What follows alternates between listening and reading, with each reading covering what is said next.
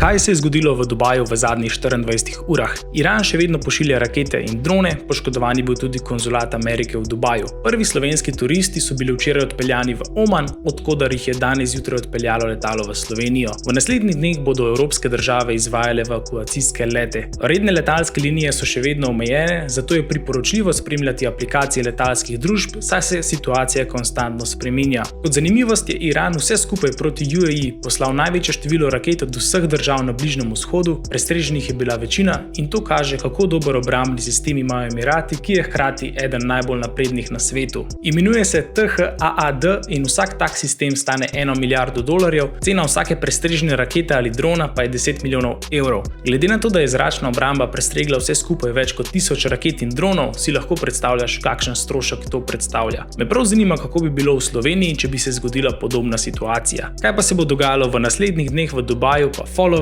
in te bom obveščal.